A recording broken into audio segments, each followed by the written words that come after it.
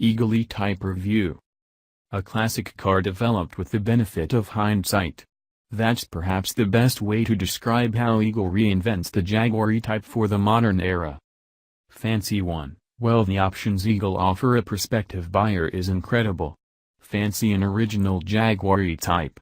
No problem, Eagle will sell you a complete original or a restored Jaguar. Not for you? How about a 0-mile version? If it tickles your fancy, then Eagle can build you a version of the E-Type from donor cars, and if that is not exclusive enough, they can build a special edition E-Type in either Speedster, Spyder GT or its Low Drag Coupé creation. To build one would take 18 months and 6,000 man-hours. In this road test, we took the E-Type Low Drag Coupé for a spin. When the E-Type was launched in 1961, its shape was ineffably beautiful but not exactly shaped for racing. But it was so popular Jaguar didn't need racing to publicize it. That didn't stop Jaguar aerodynamicist Malcolm Sayer penning a track-friendly shape designed as much to reduce lift as lower drag, and it didn't stop privateers racing lightweight E-Types equipped with low drag coupe bodywork. Sadly, by then the Ferrari 250 GTO was in its pomp, and any dreams of Jaguar returning to its halcyon racing days, the car's lack of competitiveness soon disabused that notion. Eagle built the E-Type Low Drag Coupe up around a new chassis with a 2-inch extension in the wheelbase to provide additional legroom, and installed in its nose its own take on the classic Jaguar twin-cam straight-six motor. Bored but mainly stroked out to 4.7 liters and fitted with fuel injection and an aluminum block, its internals are made by Crosthwaite and Gardner, the same people who build brand new pre-war auto unions for Audi. The gearbox has an Eagle alloy case and Eagle 5-speed internals, although the bell housing at least is Jaguar's. At the back, an aluminum limited slip differential is fitted. The suspension is Jaguar's but modified to Eagle's own specification, featuring an adjustable front anti-roll bar and adjustable Allen's dampers made specifically for this car and bespoke rates for its torsion bar springs. AP Racing provide the ventilated, drilled discs. Given this level of specification, I was expecting a brutal monster. And that was before I heard of the engine's 345 bhp and an extraordinary curb weight of just 1,038 kilograms, which is probably what an Alpha 4C weighs once you've filled it with fluids and a driver, but with over 100 extra horsepower. That impressive curb weight includes such civilizing influences as climate control, power steering and fully trimmed interior including thick, comfortable chairs. When it reverses off the truck, I'm amazed by how quiet it is. The engine note is deep, cultured and classically English straight-six, but it doesn't want to shout about it. The driving position is pure E-Type, short in the leg despite the longer wheelbase, but can house a 6'4" driver. It's snug. Then there's the dash. Apparently all E-Type 2 with a pair of large clocks in front and the rest spread in a single discipline file across the center console. The switches are the same too, but not their labels.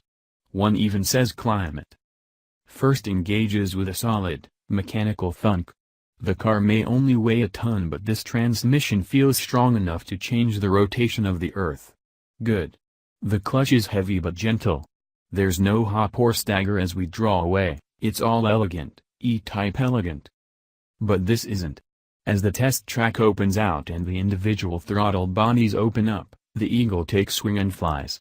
No E-Type even went like this, at least not with just 1,500 revolutions per minute on the clock. The roar becomes a snarl and we're surging on a supercharged wave of torque, handily without the need for a supercharger. Thunk, thunk, thunk, the gears come and go, each engaged with such deft fluency a passenger would think I'd been doing this for years, not knowing the class of the driveline was actually doing it all.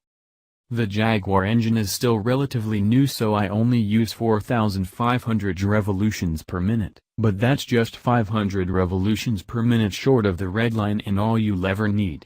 Even now, with limited traction and that slick but slow shift, it feels as fast as a modern Aston. Would I have chosen power steering?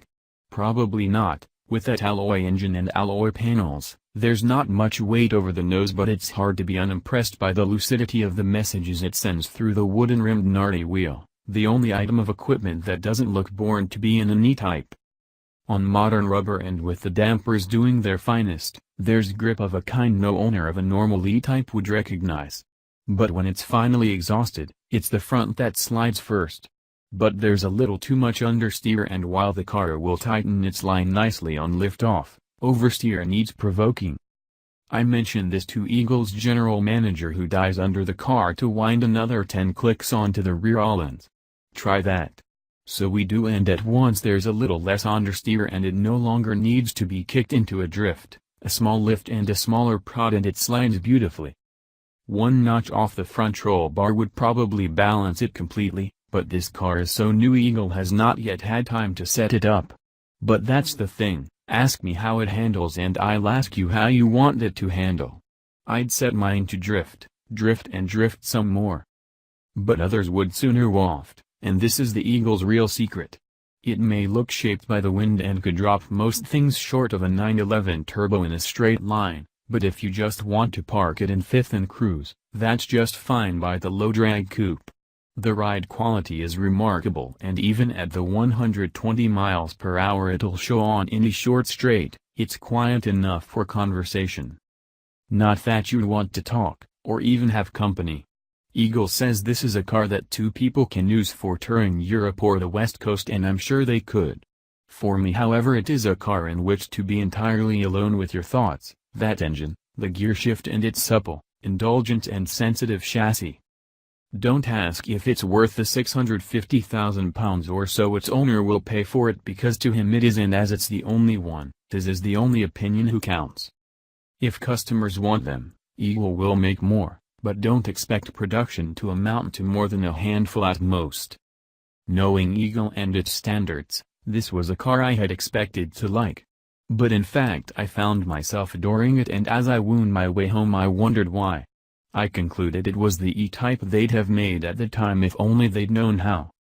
It's not less of a Jaguar or less of an E for all its myriad modifications, but more of the essential spirit of the car with less of the rubbishy inexactitude that to one extent or another pollutes the experience of driving any old car.